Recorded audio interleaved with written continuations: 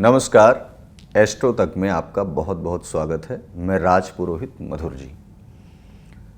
एक ऐसा पवित्र व्रत जो चातुर्मास के अंतर्गत एकादशी का बहुत बड़ा महत्व है। भगवान विष्णु शयन पर हैं।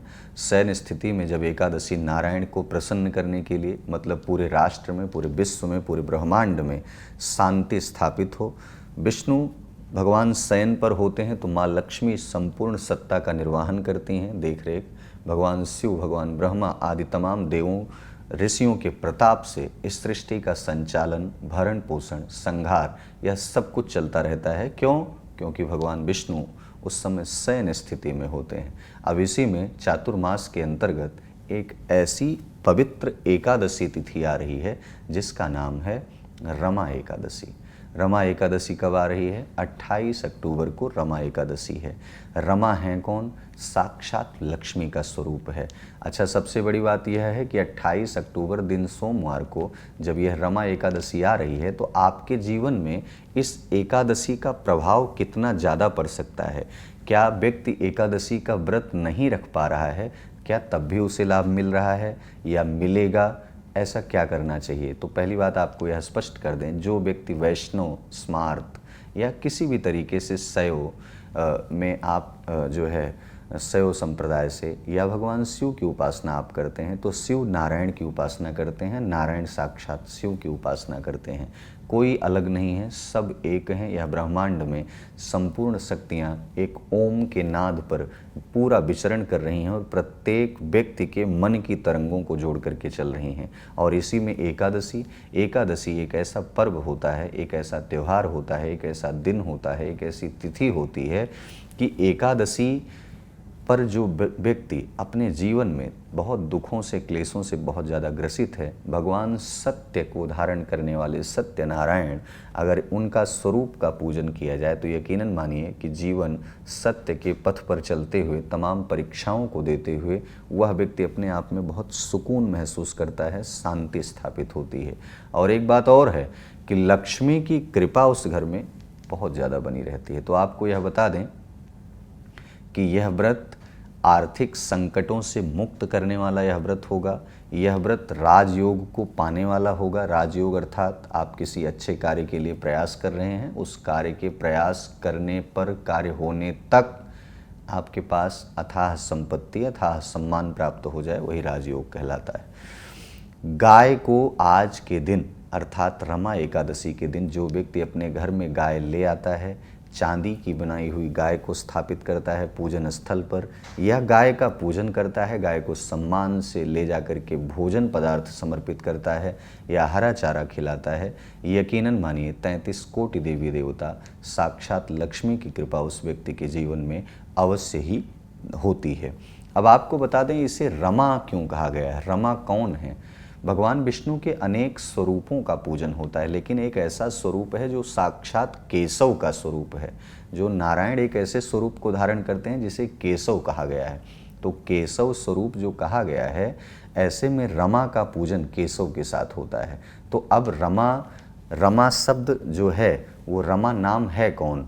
उमा रमा ब्रह्माणी तुम कमला रानी, आगम निगम बखानी तुम शिव पटरानी। माँ भगवती के बहुत सारे रूप हैं, लेकिन उसी में एक रूप ऐसा आता है उमा, रमा, ब्रह्माणी, शिवानी, गौरी, चंडी, सुभगा, रात्रि आदि तमाम काल रात्रि एक ऐसे स्वरूप हैं। लेकिन इन्हीं स्वरूपों में निकल करके एक ऐसा एकादशी का पर्व है जो रमा से संबंधित है, जो साक्षात लक्ष्मी से संबंधित है। भगवान विष्णु का व्रत तो है, लेकिन भगवान विष्णु के व्रत के अंतर्गत विष्णु के शयन के स्थिति में माँ भगवती आगे हैं और उस भगवती का पूजन रमा लक्ष्मी के रूप में आर्थिक संकटों से मुक्ति पाने का एक सबसे अच्छा दिन ये है रमा एकादशी।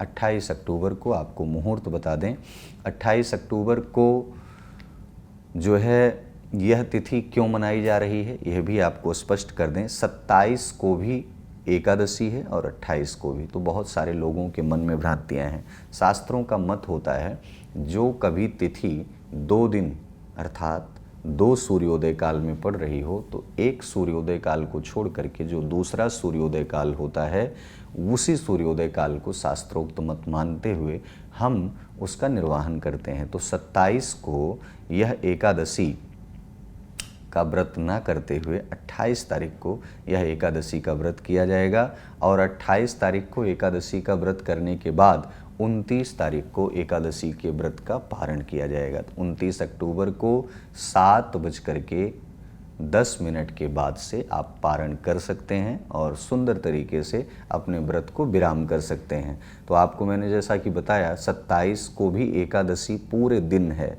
लेकिन वह 27 की एकादशी और 28 को फिर से एकादशी सूर्योदय काल में आना, तो प्रातः काल जो एकादशी मिल रही है 28 तारीख को, वह इसलिए रखी जाएगी। शास्त्रोक्त मत कहता है कि अगर एक तिथि 2 दिन हो तो जिस दिन उस तिथि का गमन हो, जिस दिन उस तिथि की विदाई हो रही हो, जिस दिन वह तिथि सूर्योदय काल में अगले दिन प्राप्त हो रही हो, उसी की वरीयता दी जाती है।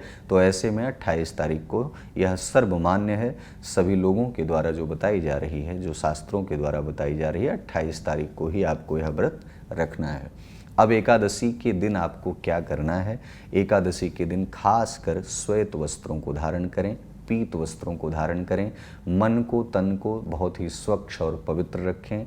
साथ ही साथ परिवार घर के जो लोग हैं वह भी नारायण की उपासना में सम्मिलित हों, कृष्ण की उपासना में सम्मिलित हों। ध्यान रहे कि पूरे घर को गंगा जल से पवित्र स्थिति में रखें, पंचगव्य बना करके पान करें। भगवान विष्णु की प्रतिमा को, सालग्राम को, भगवान कृष्ण की प्रतिमा को आप स्नान कराएं, विधिवत पूजन करें। चावल एक दिन पहले से ना खाएं, ना तो चावल खाने से बहुत बड़ा दोष होता है, चावल नहीं खाना चाहिए एकादशी के एक दिन पहले से ही। और एकादशी के बाद जब द्वादशी लगे तो उस दिन अवश्य ही आप चावल या फिर बनी हुई खीर का पान आप अवश्य ही करें, लेकिन एकादशी के एक दिन पूर्व और जिस दिन एकादशी हो उस दिन चावल बिल्कुल भी स्पर्श ना करें, ना ही अपने जो है भोजन में सम्मिलित करें, ना किसी को दान करें। द्वादशी को दान कर सकते हैं आप। तो आज के दिन आप विशेषकर पूजन में भगवान विष्णु को सुंदर बेला के फूल की माला, जो सुंदर सुगंधित होती है, आप उसे समर्पित करें। साथ ही साथ आज केसर और अष्टगंध मिश्रण करके आप चंदन का लेप भगवान विष्णु के मस्तक पर लगाएं। प्रयास करें कि वैष्णव चंदन लगाएं और आप भी वैष्णव चंदन धारण करें।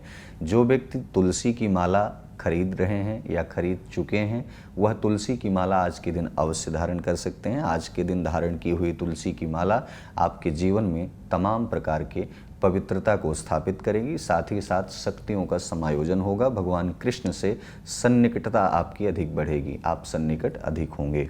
तो ऐसे में आपको यह ध्यान देना होगा कि तुलसी की माला आज के दिन आप ला सकते हैं, घर में खरीद सकते हैं। जिनके पास पहले से तुलसी की माला है वह द्वादशाक्षर मंत्रों का आप जप कर सकते हैं। द्वादशाक्षर मंत्र है कौन सा? ओम नमो भगवते वासुदेवाय। इस महामंत्र का जप आज के दिन जो व्यक्ति करेगा, साक्षात विष्णु की शयन स्थिति में माँ लक्ष्मी उसे अभय वरदान देती हैं कि जाओ तुम दरिद्रता से मुक्त हो जाओ। दरिद्रता जो तुम्हारे पास आजकल आर्थिक संकटों से तुम जूझ रहे थे, वह अब सब कुछ समाप्त हो जाए और आप श्री युक्त हो जाएं, लक्ष्मी से संपन्न हो जाएं, परिपूर्ण हो जाएं। तो इसलिए आज के दिन यह अवश्य करना चाहिए। ध्यान रहे, माता पिता का सम्मान करना चाहिए, सुंदर आचरण को अपने जीवन में उतारना चाहिए। साथ ही साथ आप आज के दिन गऊ को अवश्य ही प्रणाम करेंगे, गऊ को पूजन करेंगे।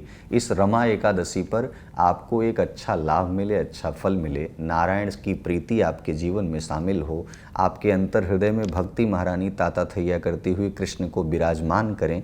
आज के दिन एक उपाय आपको करना चाहिए। उपाय क्या है?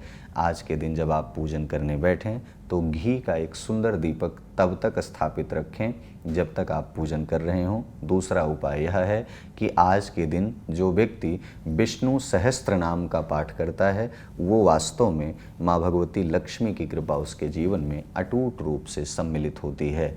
आप इस उपाय को करके देखिए। विष्णु सहस्त्र नाम का पाठ अगर आप नहीं कर पा रहे हैं तो सुने, किसी ब्राह्मण से, विद्वान से कराएं।